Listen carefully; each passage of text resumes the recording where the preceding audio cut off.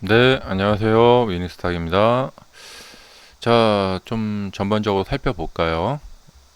테슬라는 이렇게 십자봉이 이틀 연속 만들어지고 있습니다. 어, 자, 테슬라가 이제 변동성이 좀 줄어든 상태에서 예, 어제 이제 보면은 이게 상당히 좀 지금 막 저항과 지지 세력들이 상당히 심하죠. 예. 근데 이럴 때 주의할 점이 뭐냐면 이제 마치 이제 더 떨어질 것처럼 액션을 취해서 우리가 이제 매도를 하게 만들고요. 마치 이제 극적으로 이제 막 올라가서 돌파를 하는 것처럼 보여서 매수를 하게 만들고, 그러면 거기서 마치 기다렸다는 듯이 막 떨어뜨립니다. 그래서 전 저점을 위협하는 듯이 만들어서 또 매도하게 만들고, 이게 이제 횡보 박스권에서 개미 투자자들이 상당히 큰 피해를 본다. 그러니까 상승 추세이거나 하락 추세일 때 그 개미 투자자들의 수익을 보면은 이 횡보 박스권일 때보다 변동이 크지 않습니다. 예. 우리가 언뜻 생각해 보면은 하락 추세일 때 사람들이 돈을 많이 잃었겠구나. 근데 이제 하락 추세 대비 뭐 마이너스 뭐 300% 떨어지면은 손실 보시는 분들이 꽤 많겠죠. 근데 이제 그 변동성 대비로 봤을 때는 어, 이 하락 추세일 때보다 횡보 추세일 때 많이 돈을 잃게 된다는 것이죠. 예, 왜냐하면 이제 이렇게 올라가는 것 같아 갖고 사고, 또 떨어지는 것 같아서 매도하고, 이렇게 매수 매도를 해서 손실을 보는 일이 여러 번 잦게 생긴다는 거죠. 자주. 저도 이제 과거 경험을 돌이켜 보면은 그 횡보 추세일 때 그 손실을 많이 봤던 기억이 납니다. 그러니까 굉장히 횡보 추세일 때는 주의가 필요하다. 우리가 자 이렇게 되어 있을 때, 그러니까 지난번 여기 4월인가요? 이때도 그렇고 지금도 마찬가지인데, 그 다음에 주가가 어디로 갈지를 미리 알 수 있다면 얼마나 좋을까요? 네. 근데 대부분 모른다는 겁니다. 그래서 이제 거래량도 줄고 이게 오를지 내릴지 알 수가 없기 때문에 예, 이제 그런 것이죠. 예.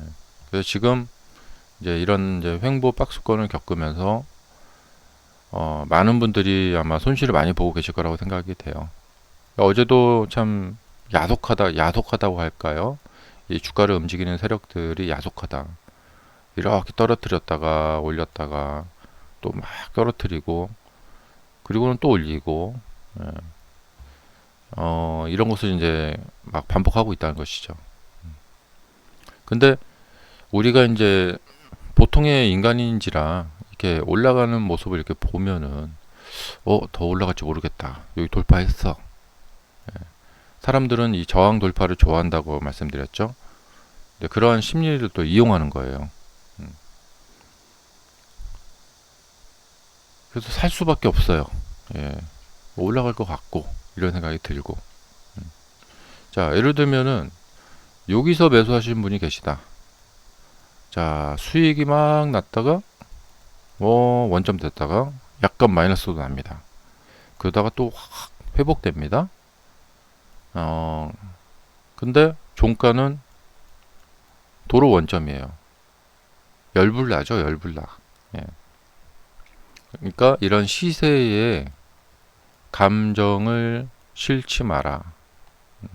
왜냐하면 감정을 싫게 되면은 그 다음에 실망이 따르고 스트레스를 받게 되고 열불나고 그러다 보면 그 견디지 못해서 지쳐서 매도를 하게 됩니다. 이 출발점은 뭐냐? 이 감정을 싫었기 때문에 그렇습니다. 근데 어떻게 감정을 싫지 않고 초월할 수 있느냐? 여러 번의 경험을 하게 되면 그것이 이제 도움이 되기도 하고요. 근데 경험을 하다 보면은 비용이 많이 들죠. 예, 손실 많이 내니까. 그러니까 이제 경험을 하기 전에 그냥 처음부터 애시당초 그냥 마음을 먹으시면 돼요. 그리고 제일 쉬운 것은 뭐냐면 주식시장의 원리와 구조를 이해하시면 됩니다. 아, 여기는 원래 이런 곳이구나. 세력은 이렇게 주가를 흔드는구나. 그럼 이미 알고 있는 거이기 때문에 예, 감정을 좀 실는 것을 좀 줄일 수가 있겠죠. 근데 이럴 줄 몰랐어 하면은 이제 열불 나죠. 그래서 제일 중요한 것은 주식시장의 이 구조와 원리를 아시는 게 좋다. 음. 근데 그런 것을 알려주는 책이나 뭐 유튜브나 그런 것이 별로 없어요. 왜냐하면 대부분 요즘은 이제 그 뉴스를 알려주는 거, 오늘 무슨 뉴스가 있었고, 뭐 때문에 뭐 경제 지표가 안 좋아서 떨어졌고, 뭐 이런 얘기를 주로 다루니까, 자, 그렇고요. 예. 뭐 경제 지표 이야기가 나오니까 이제 이 서비스 ISM 그 제조업 구매자 지수 예상치보다 낮았다. 예. 이건 뭐냐면 시장이 하락을 할 때는 그 꺼리를 찾습니다. 그러니까 갖다 붙이는 거죠. 그러니까 안 그래도 주식시장이 급등을 해서 깨름칙하고 있는데 은연중에 무의식 중에 우리 마음속에 그런 불안감이 있는데 불안감을 확신시켜주는 뉴스가 나왔어요. 근데 사람들이 거기에 이제 동요를 했다. 그러면 떨어지는 거예요. 예. 그래서 뭐 별것도 아닌데 뭐 이번 달 안 좋고 다음 달 좋을 수도 있잖아요. 근데 왠지 그럴 것 같아, 안 좋을 것 같아 하면서 이제 그래서 항상 이 정반합의 원리라고 말씀드렸죠. 올라갈 때는 반대 의견은 무시됩니다. 그러다가 어느 시점 가서는 계속 반대 의견을 듣다가 그 말도 맞을 수 있을 것 같은데라는 이 반대 의견이 이제 등장을 합니다. 그러면 그동안에 이 올라갈 거다라는 정의 의견과 아니다 내려갈 거다라는 반의 의견 이 두 가지를 이제 합쳐서 이제 합일치를 봅니다. 그래 내려가자 이렇게 뭐 이렇게 한다던가 아니면 좀 내려갔다가 횡보 좀 하자 바로 내려가지 말고 여기서 조금 이제 한번 좀 지켜보자 뭐 이럴 수도 있고요. 자 그리고 두루두루 뉴스도 좀 살펴보자면 요즘 트럼프하고 그 러시아 이야기가 자꾸 나오죠. 뭐 저로 좀 사이가 안 좋다. 푸틴과 그래서 뭐 막 압박을 한다. 막 그런 얘기도 있고 중국 트럼프 압박에도 러시아 원유 구매 계속할 것이다. 이렇게 있고요. 예. 시진핑이 푸틴을 곧 만날 것이다. 스위스가 관세 39%를 당했죠. 미국이 한다. 보수층 차별한 은행 제재, 백악관 행정명령. 미국 북핵 용인할 가능성. 테슬라 주주 머스크 로보택시 위험 은폐 사기 집단 소송을 했다. 소송은 늘 있죠. 슈퍼마이크로가 이 AI 서버 범용화하며 실망스러운 실적, 실적이 안 좋았다. 그래서 급락했다. 네. 슈퍼마이크로가 자 이렇게 제가 어제 그 굴곡에 대한 얘기 해드렸죠. 이렇게 파동에 대한 얘기. 이렇게 가다 보면은 이게 깨트러지는 일이 발생이 된다. 이렇게.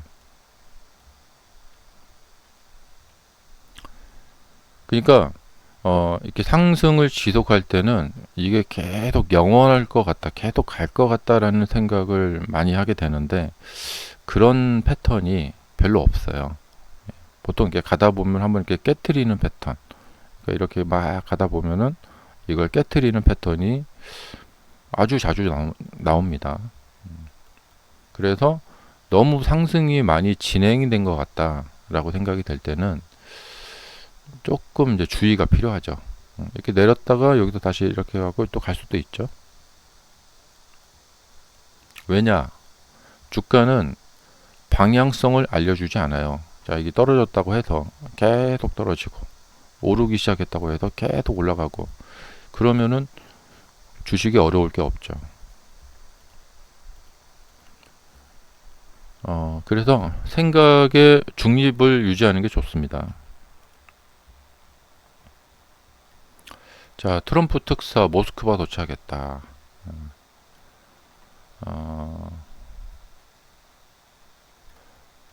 자, 뉴욕 증시 서비스업까지 번진 관세 여파. 네. 이제 요즘 어떤 이야기들이 돌아다니는지 그 뉴스는 좀 보고 있긴 해야 돼요. 뉴스에 빠지면 안 되시고. 그래서 이제 자꾸 그런 얘기가 나오죠. 지금 관세 여파로 미국의 경제가 지금 물가가 또 올라갈 가능성도 있고 침체 이야기 나오고 있고. 자, 그 다음에 이거 CNN에서 하는 건데 그 피어 앤 그리드 지금 많이 내려왔어요. 네.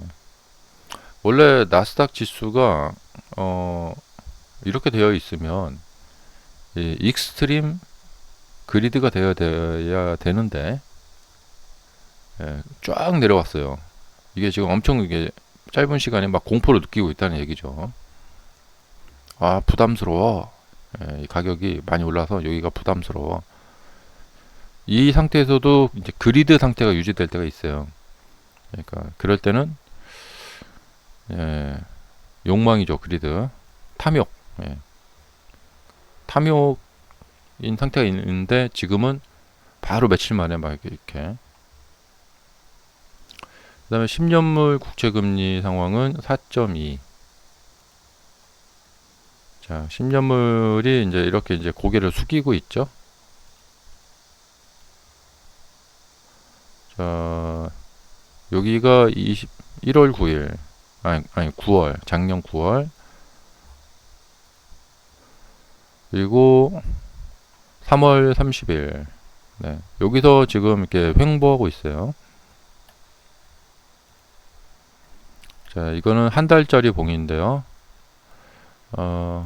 국채금리가 여기서 지금 이제 23년 그 다음에 24, 25 이렇게 좀 눌리고 있죠. 이것도 국채금리도 차트가 다 똑같습니다. 이렇게 쭉 올라갔다가 조정을 하고 있는 거죠.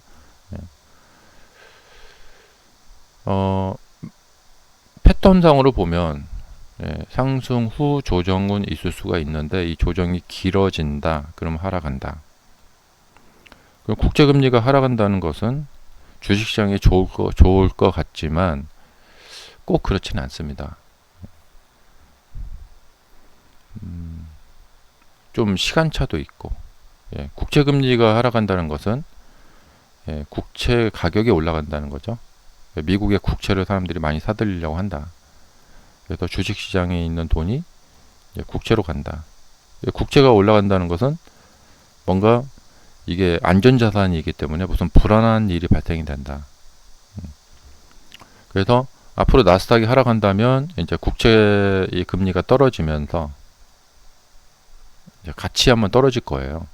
그러다가 이제 그 국채 금리가 약간 여기를 약간 같이 떨어지는 듯한 모습을 보이다가 이렇게 올라갈 거예요. 그래서 국채 금리가 5%대를 이렇게 돌파하는 일이 발생될 가능성이 있죠.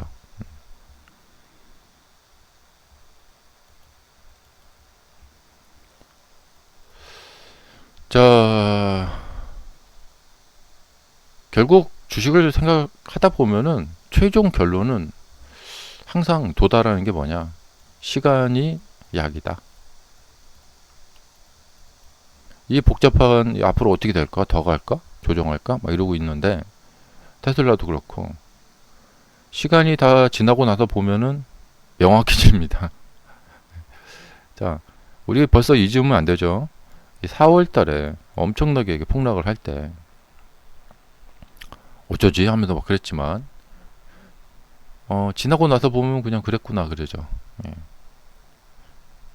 그리고 이렇게 악화 일로로 가는 상황도 시간이 지나면 또 이렇게 또 돼요. 예. 항상 시간이 약이다. 시간이 답이다. 그래서 주식에서 이 차트를 볼 때 이 시간의 개념에 대해서 많이 생각을 해보셔야 돼요. 앞으로 시간이 흐르면 주가가 어떻게 변할까? 주가가 급등했다는 것은 뭐냐? 기간 대비 상승률이 좋았다는 얘기죠. 예. 만약에 이 정도 급등을 만약에 10년에 걸쳐서 올라갔다. 그러면 우리가 별로라고 생각하겠죠. 근데 단기간에 올라갔기 때문에 잘 올라갔다. 이렇게 말을 하죠. 그래서 시간적인 요소가 들어가는 겁니다. 이 말 속에 또 많은 숨은 내포된 내용들이 들어 있습니다. 그래서 자꾸 곰곰이 생각해보고 시간 계속 되뇌이면서 기간 대비 상승 시간이 어떤 작용을 할까? 예. 대표적으로 알려드리자면 짧은 기간 내에 많이 올라가면 사람들은 그 시간을 느껴요. 예. 안 되지 하면서 이건 급등이야 하면서 이렇게 되는 거죠. 그리고 급등은 짧은 시간 내에 올라가야 된다라는 필연적인 요소를 담고 있어요. 예. 짧은 시간 내에 올라가야 된다. 긴 시간에 걸쳐서 가면 안 된다. 그러면 이것은 뭐냐? 상승의 각도. 그럼 각도를 파악해 보면 되겠죠? 예. 근데 각도 재기 귀찮으니까 이평선의 배열을 보는 거예요. 이평선을 그렇게 이용하는 거죠. 그래서 이 차트에 있는 이게 지금 이 세 가지 요소, 시간, 가격, 거래량. 뭐 주가 자체가 중요하다는 것은 뭐 두말하면 입 아프고요. 이 네 가지 요소가 가장 중요합니다. 감사합니다.